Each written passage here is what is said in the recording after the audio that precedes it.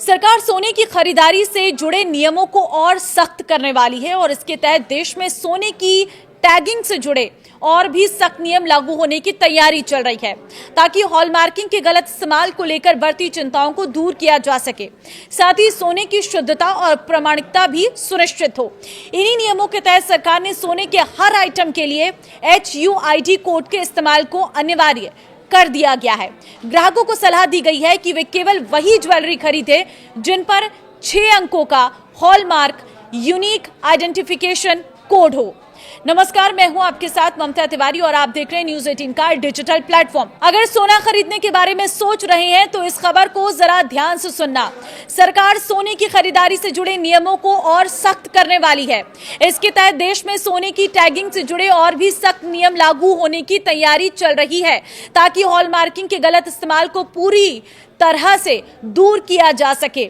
नमस्कार, मैं हूं आपके साथ ममता तिवारी और आप देख रहे हैं न्यूज़ 18 का डिजिटल प्लेटफॉर्म। सोने की शुद्धता और प्रमाणित की जा सके, इसके लिए सरकार कुछ नियमों को बदलने जा रही है।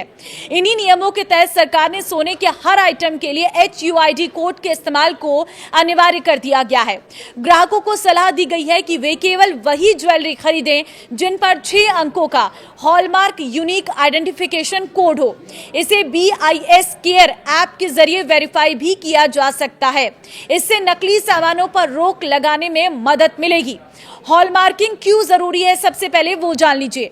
हॉलमार्किंग एक सर्टिफिकेशन प्रोसेस है जो सोने के गहनों की शुद्धता की पुष्टि करती है। भारत में इसे भारतीय मानक ब्यूरो BIS द्वारा रेगुलेट किया जाता है, जो ये सुनिश्चित करता है कि सोना निर्धारित गुणवत्ता मानकों को पूरा करता हो। सही हॉलमार्किंग खरीदारों को सोच समझकर फैसले लेने में मदद करती है और बुलियन तथा आभूषण क्षेत्र में होने वाली धोखाधड़ी से बचाती है। सोने का हॉलमार्क होना अनिवार्य है। हालांकि बावजूद इस नियम के दुरुपयोग और अनियमितता के कई मामले सामने आए हैं। कुछ ज्वेलर्स कम कैरेट वाला सोना बेचते हुए या BIS चिन्हों का दुरुपयोग करते हुए पाए गए हैं, जिससे उपभोक्ताओं को नुकसान हो रहा है।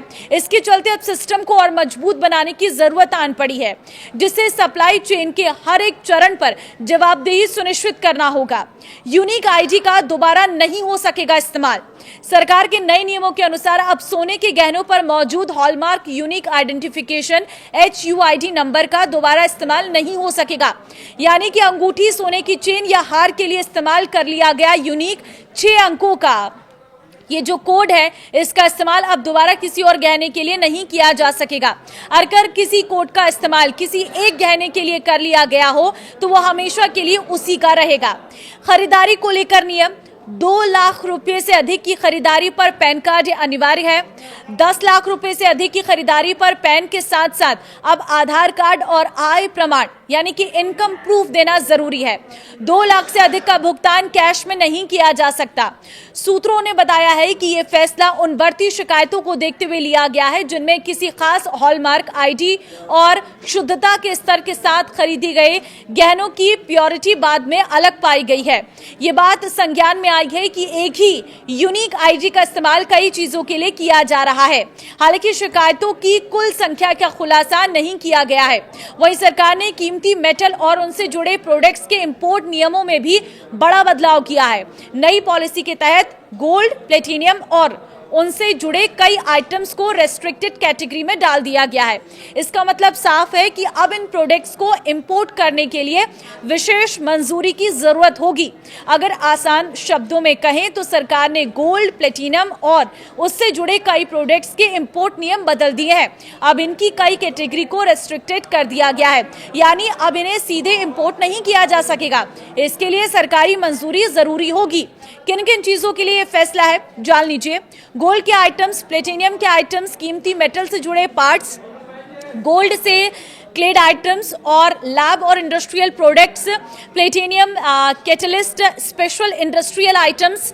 रेस्ट्रिक्टेड का क्या मतलब होता है वो भी समझ लीजिए। इसका मतलब है कि अब इन सामानों को इंपोर्ट करने के लिए सरकार से अनुमति यानी कि लाइसेंस लेना होगा। पहले कई आइटम्स फ्री कैटेगरी में थे, यानी बिना किसी खास रोक टोक के इंपोर्ट हो सकता था। क्या सभी इंपोर्ट पूरी तरह बंद हो गए, ये भी जान लीजिए।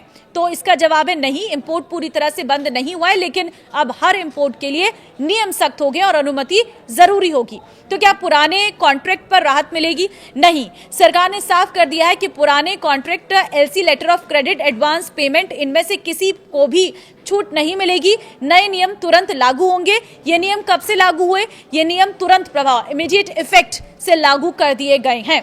तो ये नए नियम के हिसाब से अब आपको सोने की खरीदारी करने में आसानी मिलेगी, लेकिन सोने के थोड़े भाव जरूर बढ़ सकते हैं। फिलहाल इस वीडियो को शेयर कर देना सभी लोगों के साथ, ताकि जो लोग गोल्ड में इन्वेस्टमेंट करना चाहते हैं या सोना खरीदना चाहते हैं वो इन सब चीजों का ध्यान रखें और इसे अपने दिमाग में फिट कर लें कि बिना हॉलमार्क का सोना नहीं खरीदना है। कोई बेच रहा है तो उसके खिलाफ शिकायत भी दर्ज करा सकते हैं। नमस्कार।